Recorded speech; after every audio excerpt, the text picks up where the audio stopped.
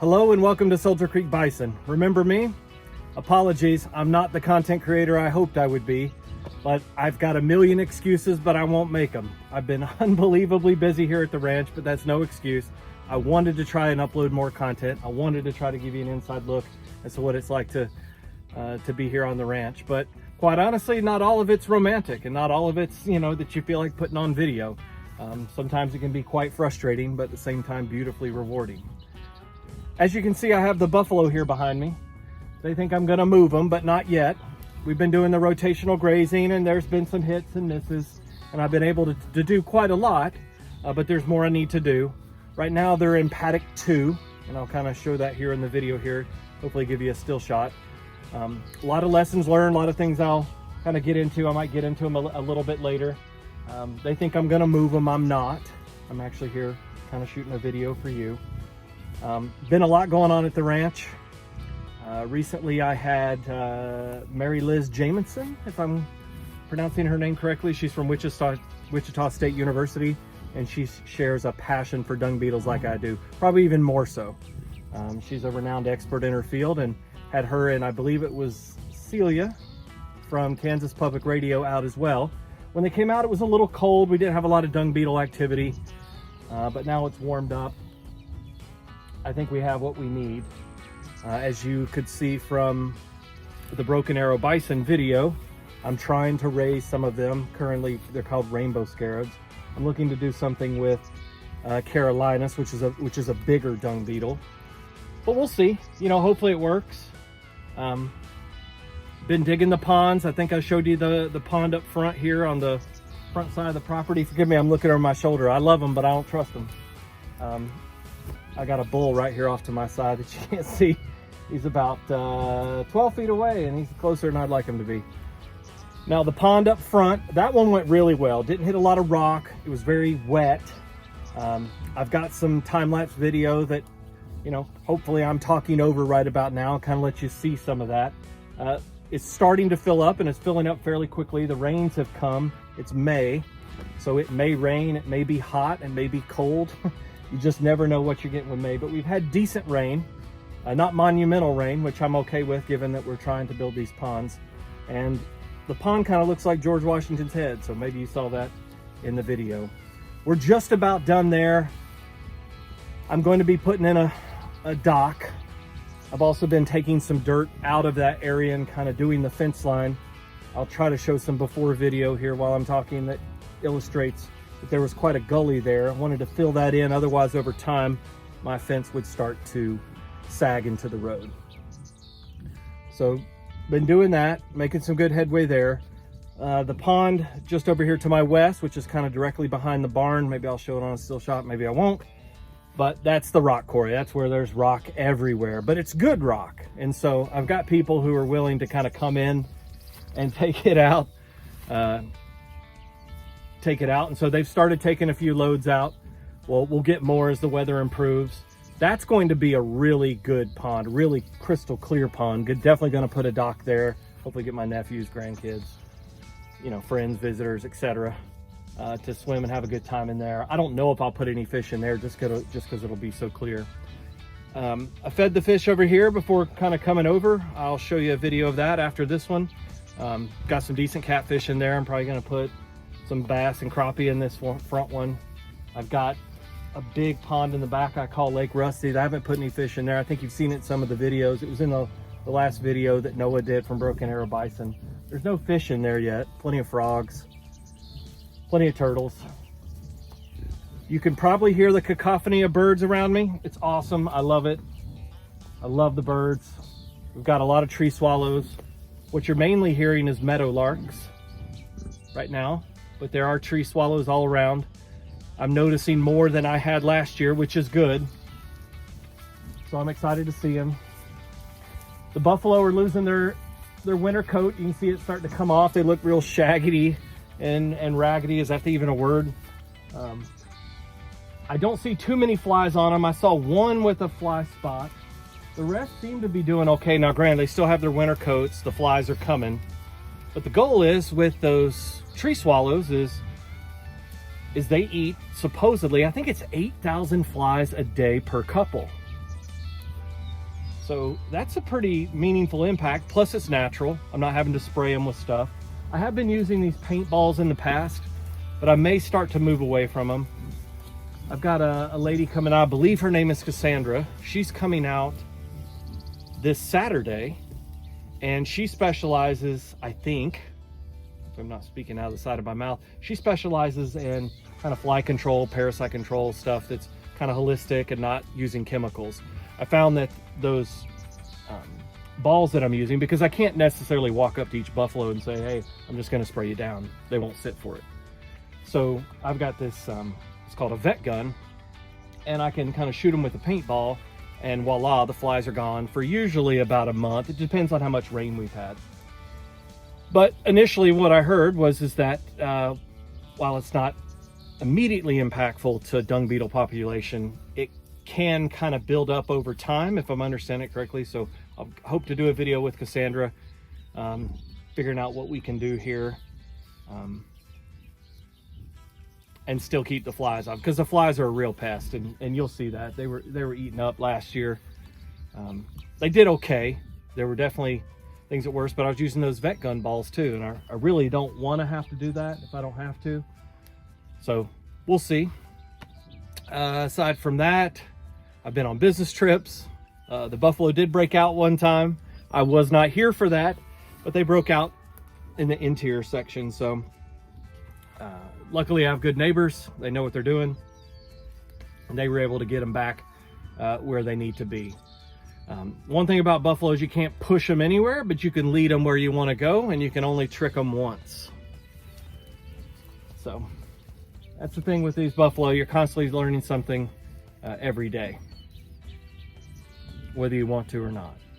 Another thing we've been doing is there's these little saplings. You know, you've heard me refer to hedge trees. I think I called them elms in another video, but I may be mistaken. They may be locust trees, honey locust trees. Unfortunately, they're pretty pervasive. I don't burn. I may burn in the future, but supposedly burning every year helps kind of keep those in check, kills any seeds, stops anything from sprouting up.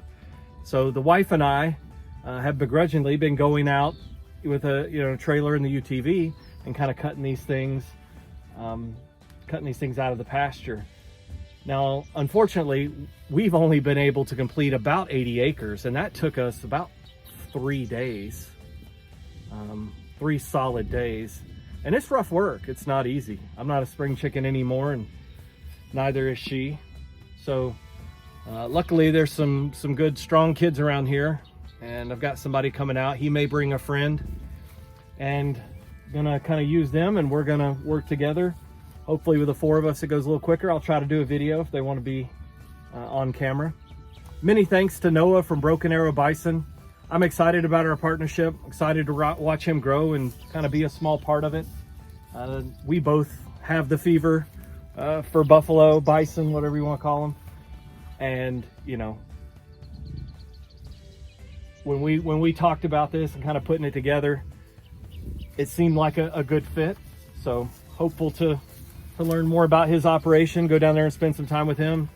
Hit him up in the comments, tell him you want me to come down, help him build fence. Lord knows we could all use help building fence. So would love to see his place. I know he's busy trying to get it set up. Hell, I'm trying to do my chores here. It's just part of it, but maybe one day I can make some time, come down there and see him. Noah does a good job. He's a great content creator. He's a great advocate for the bison community, and happy to be working with him on growing his operation. So as you can see, things are busy here at the ranch, but apologies, I should be uploading some videos. Please keep me honest, keep pushing me in the comments, keep berating me. I promise I will try to get stuff out, even if it's not always, going to be the greatest buffalo video you've ever seen. Hopefully it shows you what we're trying to do here. Some of you expressed some interest in some of these crazy ideas I have. And I don't know if they're going to work out, but I'm sure as hell going to give it a try. And, if it improves the land, at the end of the day, I'm not going to take this land with me. I'm just going to be a steward of it, and I'm going to do right by it as long as I can while I'm here. And maybe it's something I can pass on to the next generation, and they'll appreciate all the things that we've done thus far.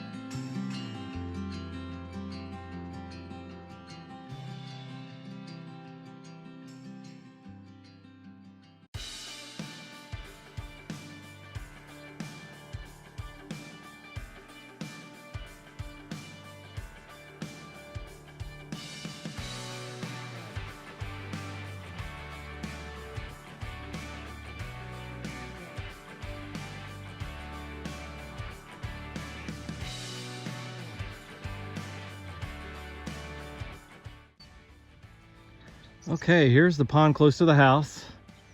Like I said, we've got some pretty good catfish in here. There's also a handful of brim. They know I'm here as they sense the UTV coming up, so you can see quite a bit of ripples. They're here. So I'm gonna start throwing some out.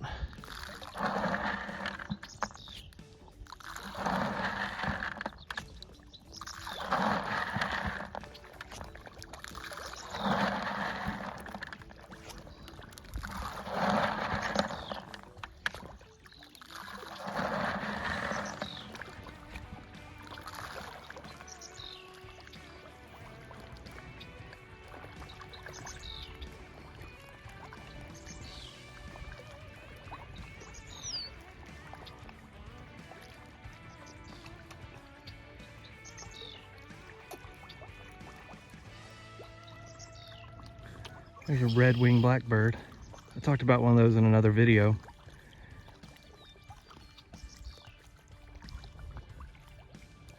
There's a meadowlark. I think over there in that tree.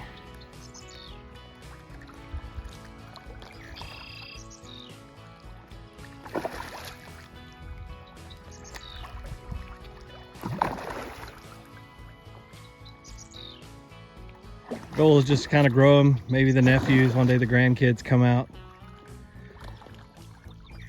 Get to catch them a nice catfish. Make a good memory.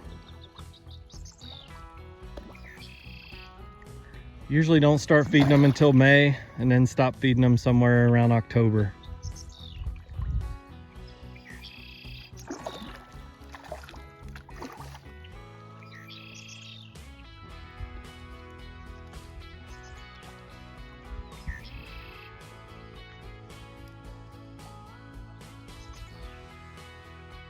So thanks again for all your kind words. It means a lot, kind of keeps me going. More to come here on the ranch. Yes, we've got the ponds to finish. I still haven't done the back section as far as rotational grazing. I've got one hot wire running east to west, which I'll kind of show you in a still shot here, maybe in another video. But they're mainly just on, you know, maybe 120 acres in the back when I move them to the back. So hopeful to get that in the next week or two, kind of show you what we've done back there. It's been a lot more fence post driving than I wanted it to be, but that kind of comes with the territory. So show you a few videos here, kind of things along the way, buffalo moving paddocks, pond shots, etc. So guys, thanks again for everything. Hope you enjoy. Like I said, keep pushing me, keep posting. I'll put stuff out there. If there's things you want to know, I'd love to answer them. I try to answer everyone's comments, but if there's specific videos, oh well, there's a scissor-tailed flycatcher. You get a chance to look up that bird. That's a beautiful bird. It's probably one of my favorites. Obviously the tree swallows are my favorites, but that would be a hard second. Problem is they don't nest in boxes, they nest in trees. And I don't have a lot of trees here on the front 160. Calf update. There's probably 20 plus calves. It's hard to count just because it is a wall of brown and they're kind of mixed in. The grass is getting taller. It's hard to see them sometimes. But we should be between 15 and 20. More to come for sure. So I'll try to get some video there posted for you as well. As always, guys, thanks for watching. Thanks for tagging along, and we'll talk soon.